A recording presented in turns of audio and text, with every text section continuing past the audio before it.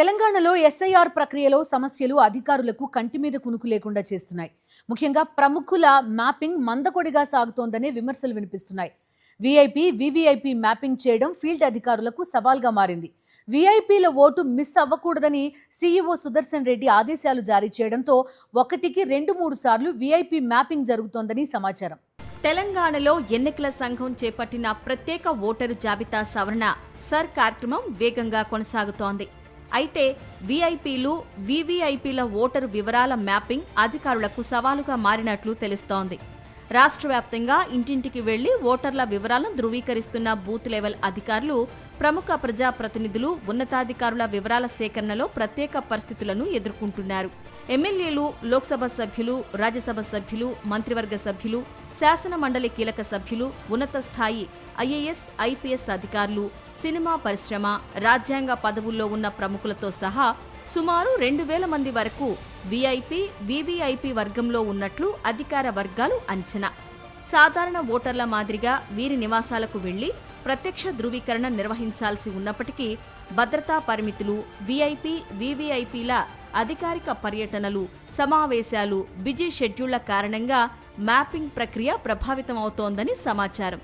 ముఖ్యంగా మంత్రులు, ఎమ్మెల్యేలు, ఎంపీలు తరచూ నియోజకవర్గాల్లో పర్యటనలు చేస్తూ హైదరాబాద్, ఢిల్లీ మధ్య ప్రయాణాలు చేస్తూ ఉండడంతో వారిని కలుసుకోవడానికి అధికారులు ముందస్తు సమన్వయం చేసుకోవాల్సి వస్తోంది.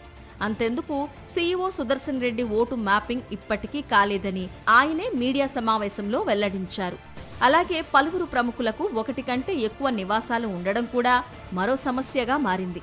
అధికారిక నివాసం, స్వగ్రామ నివాసం, నియోజకవర్గంలోని ఇల్లు వంటి పలు చిరునామాల కారణంగా ఓటరు నమోదు వివరాలను మరోసారి పరిశీలించాల్సిన పరిస్థితి ఏర్పడుతోంది. భద్రతా అనుమతులు లేకుండా కొందరు వీవీఐపీల నివాసాల వద్ద బీఎల్ఓలకు ప్రవేశం లభించకపోవడంతో ప్రత్యేక అనుమతులు తీసుకుని ధృవీకరణ చేయాల్సిన పరిస్థితి. ఈ నేపథ్యంలో హైదరాబాద్తో పాటు ప్రముఖ ప్రజాప్రతినిధులు ఎక్కువగా నివసించే ప్రాంతాల్లో ప్రత్యేక బృందాలను రంగంలోకి దించారు సీఈఓ సుదర్శన్ రెడ్డి.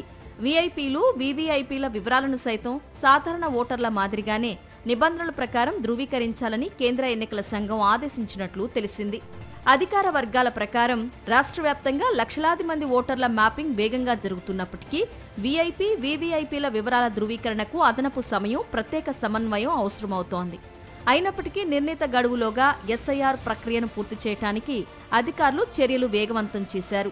ఎన్నికల అధికారులు మాత్రం ఓటరు జాబితాల ఖచ్చితత్వం పెంపే ప్రధాన లక్ష్యమని, సాధారణ ఓటర్ అయినా, వీఐపీ అయినా ధృవీకరణ ప్రక్రియ ఒకే విధంగా కొనసాగుతుందని స్పష్టం చేస్తున్నారు.